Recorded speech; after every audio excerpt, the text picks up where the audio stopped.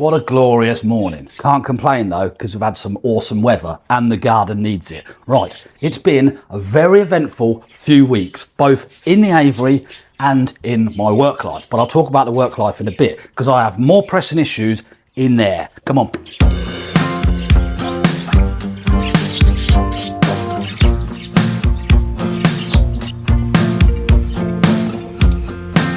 Now, if you remember in the previous video, the very last video that I uploaded, you may recall that I had baby finches. So I had one baby finch in the purple box down here, and I had two baby finches in the canary pan up here. Now, the finch that was in the purple box was a lot older than the ones in the canary pan, and she fledged first. Now, I've had this before, where fledglings, obviously, once they're out the nest, they get a lot of attention from all the other finches and obviously the other birds in the aviary as well.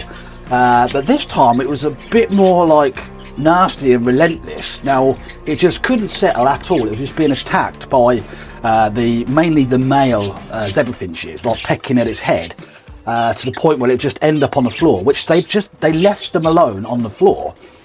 Which was good for the bird, but once it tried to get back up on perches, that's when it attacked it again, and I couldn't really, I felt powerless to do anything. All I could do was like bang on the mesh. I'd pop in now and again, but it was just heartbreaking to watch. And you could see the blood and the balding of the back of his head. It was horrible, to the point when I woke up the next morning, I found the bird dead on the floor, and obviously you can see that all the blood had dried up around his head, and it was so heartbreaking. It really was. It's just the relentlessness of them attacking it was just really frustrating.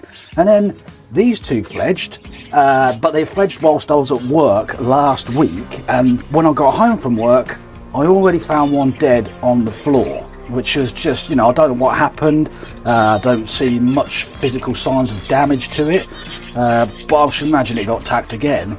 And then which left the other one, which is a fawn with some nice white markings on, which is still alive, still going. Now, it's very frustrating because, again, they are relentless and they will not leave him alone. Now, unlike the one out of the purple box, the parents are the ones that came out of the canary pan. They seem to be a lot more protective of that fledgling than the other parents. The other parents just kind of just left and get on with it, and just didn't really help out at all. But I believe the parents of this one is the normal pied female, and it's actually the black cheek father. So the pair of them have been relentlessly trying to see off everyone, but it's not really working. But he's very good. I mean, he seems a lot more hardy than the other one. He hides well. He comes down, he hides behind the water bowl down here. He comes down here and he hides under here. He hides down there behind the rocks, and he's currently, if you can see, he's just about to come out. I don't really want him to, but he's actually in the centre box over there. Now, he has, like I said, he is surviving quite well. But again, if he comes out that box and he's on the perches, he is going to be attacked by all the other male finches. To the point, yesterday, one of the fledgling budgies that I've got, the Lutino, was even showing interest and kept grabbing his foot, and it's just not very nice to watch. So I couldn't really do anything about it. So the only thing I could do is I've only got this travel cage. So I put him in the travel cage to give him a bit of time out. But unfortunately, he's not weaned yet. So Mum was at the door, he's in there screaming. So I've had to let him out.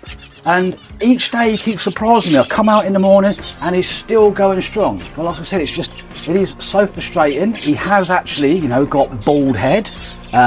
He's a lot more active now. He is out. He's up there on the branch. I'll show you if we get near enough to him.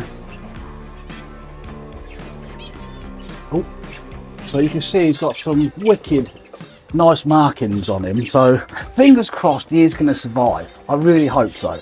Now I'm going to get out of here because I've still got a few things to talk about, what's going on in here.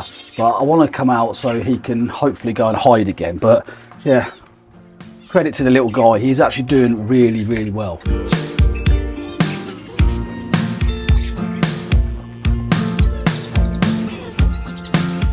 Okay, I've had to temporarily put the Lutino fledgling budgie in isolation in the travel cage because she will just not leave the fledgling finch alone. Just keeps trying to grab its foot, and obviously we know that finch's legs are not the biggest things in the world, and a budgie could quite easily do a lot of damage. So put her out of her misery, so put her in there so she can't do anything, and I'll just keep her in there as like a little lesson to her for a while. But I have more of a challenging issue, because when I came out,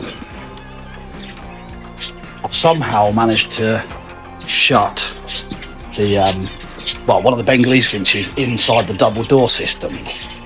Yeah, so I've got to try and work a way that I've got to get in there without it flying out. It's quite difficult, although I do have a landing net down there, so yeah, wish me luck with this one. This is not going to be easy in any way at all. I've got my net, but it's very difficult. You can see the finches there. You may, in this video, witness my very first escapee. I hope not though, so I'm going to try. So if I undo this bottom bit here, I'm going to try and sneak the net in. Oh god, it's gone now.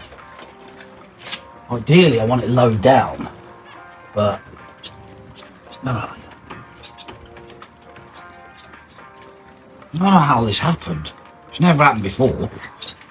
Don't actually know where it's gone, and it's starting to rain again, so I'm getting wet, so I need to...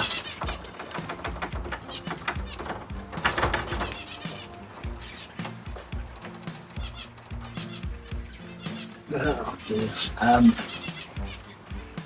Unless I try and sneak in there quickly. Oh dear, I don't do.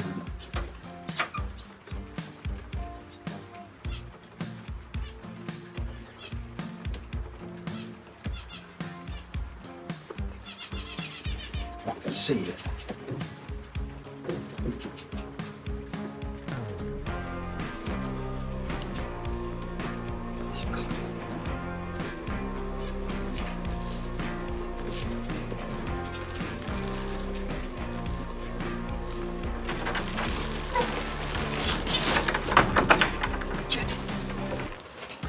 Right, so should now be able to spin away, come on, and back in the aviary. Woohoo!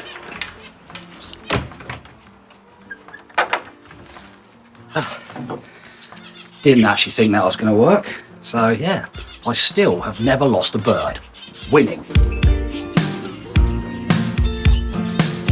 That could have gone terribly wrong, but luckily it didn't, and the Bengalese finch is back in there. Right, I'm going to leave the Lutino budgie in the holding travel cage in its isolation for now, just so the finch can have a bit of a respite, and then I will put him back in. Obviously he has food and water in there, so don't worry, he's absolutely fine.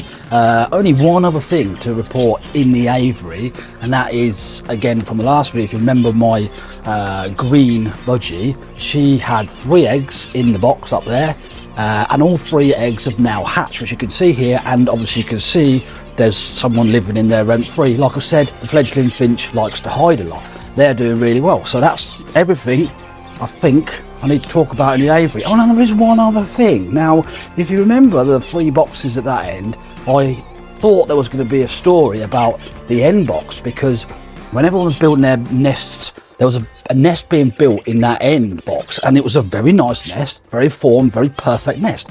Now, the 2 birds that were building that nest were Snowdrop, we call him Snowdrop obviously because he's got a white mark on his head, and it was the black cheek, believed to be a male, that I hatched in my aviary. Now, I've seen them mating, obviously Snowdrop on top of the black cheek, and I've seen them preening each other, and they were both going in and out, and they were spending a lot of time in this box. So I was hoping for some eggs to go, it's not actually a male, it's a female. But I still don't know, because I saw them mating, and next thing you know, they've just not bothered anymore, and then the nest's been destroyed, and they're just milling around. So I still don't know. I really don't. But yeah, that's the aviary dealt with for now. Like I said, keep an eye on the finch, keep an eye on the Lutino in isolation. Now, pigeons.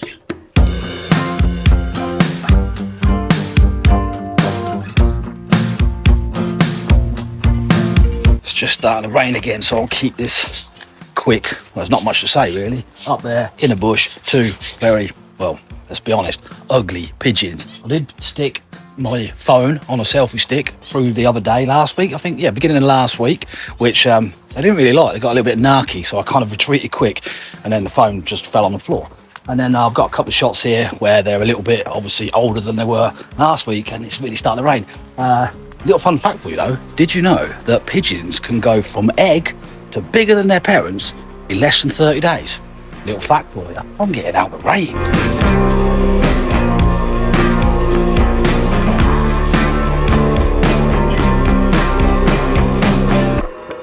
Glorious. Right, so that leaves only one more thing that I need to talk to you about, and that's work. Oh God, look what a cat's dragged in. Didn't notice that this morning. So they can actually do some kind of hunting. They are normal cats. I'm going to deal with that later. I'm going to put that outside. Yeah, beautiful. Right, okay, like I was saying, work. So I just completed 14 days. I worked for a company who cut the grass verges all around my areas and this side of my town on behalf of the council. Now I say I worked 14 days because, let's be honest, they're very laid back. That's probably why the grass grows so long. In them 14 9-hour days, I think I've probably done, no, I didn't actually get to 9 hours work in 14 days. They're literally that laid back, and sometimes it was really boring. They were really good as well because they let me go to the girls' sports day, and they also let me go home 3 Fridays in a row to pick the girls up from school. So they let me go a couple of hours early and still paid me. I felt quite bad. They gave me loads of uniform. They were lovely people. I met some new friends. I knew some of them anyway, but to be honest, it's not what I wanted to do. You know, I spent 10 years working on golf courses, cutting grass, and you know, that part of my life was over. I get bored, I need to move on, which I have done. So now I'm working for Rentokil. I am a pest control technician. Well, I will be when I've finished all my training and stuff. Not gonna lie, it's rather overwhelming to start with. There's a lot of information to take on board. There's a lot of homework that I have to do as well. For the 3 or 4 different parts of the level of the training. I think I've done 1 week already, and it's been quite interesting. We've been getting rid of wasp nests at Tesco's, been to 2 different prisons to go and get rid of wasp nests in prisons as well, which is, you know, quite an eye-opener. Going through all the doors, you got escorts with you that open all the doors and through, not in the cells or anything. Well, there was one little bit, but yeah, no, but yeah, it's just quite scary, obviously being patted down and going through the machines and stuff. So yeah, it's quite interesting. I'm going away next week, week after, for residential level 1 training. So they're putting me up in a hotel. It's going to be 4 or 5 days training.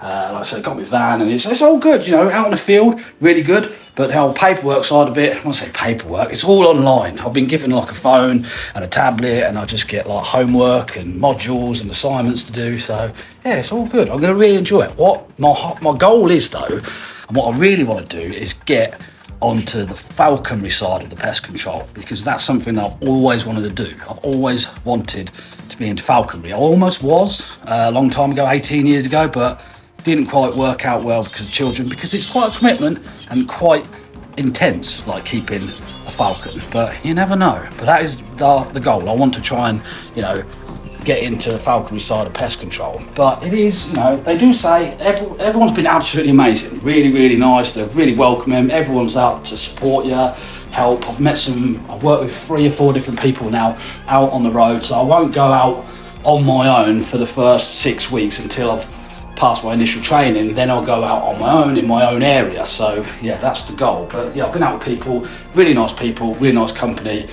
So fingers crossed, you know, this is in for the long term, so we'll see. So thank you so much for watching the video. I hope you liked it. If you did, then go down there, because there's a button down there just to say you liked it. And whilst you're there, if you're not subscribed to the channel, then consider subscribing, because it helps me out very much. It helps me out loads. So yeah, I shall see you in the next one. I'm going to go in there now, and I'm going to let the Latino budgie out and deal with that mouse. Goodbye.